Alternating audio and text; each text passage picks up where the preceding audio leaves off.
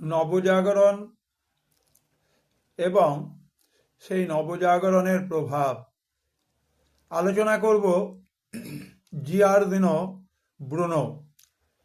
জিওর্দানো Bruno ভারততত্ত্ববিদ Rama রলা বলেছেন, কিছু মৃত ব্যক্তিত্ব জীবিত মানুষের তুলনায় অনেক বেশি জীবন্ত। কিছু মৃত ব্যক্তিত্ব জীবিত মানুষের তুলনায় অনেক বেশি জীবন্ত। কথাটা অত্যন্ত সত্য।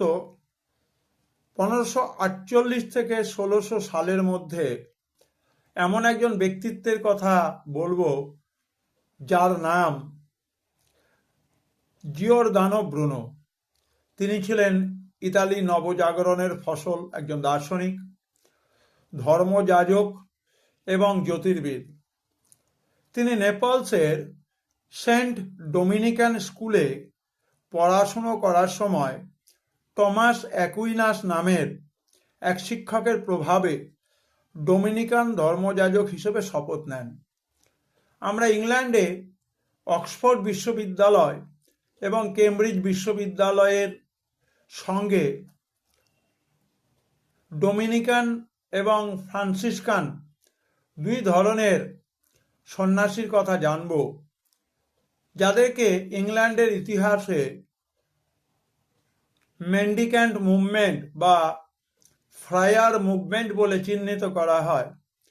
এবং সেই ডোমিনিক দ্য গুজ, তিনি ছিলেন ডোমিনিকান সম্প্রদায়ের প্রতিষ্ঠাতা। ডোমিনিক দ্য গুজ তিনি হচ্ছেন ডোমিনিকান সম্প্রদায়ের প্রতিষ্ঠাতা। কোপার্নিকাসের জ্যোতির্বিদ্যা সংক্রান্ত মতবাদকে জিওর্দানো ব্রুনো জনপ্রিয় করে তোলেন। তার না দেখা ভাবশিষ্য অর্থাৎ কোপার্নিকাস দেখতে পাননি জিওর্দানো ব্রুনোকে। উভয়ের জ্যোতির্বিজ্ঞান সংক্রান্ত মতবাদ এক হলেও যেখানে কোপার্নিকাস ছিলেন অন্তর্মুখী, শান্ত, সেখানে জিওর্দানো ব্রুনো ছিলেন বহির্মুখী এবং অপ্রিয় স্পষ্টবাদী।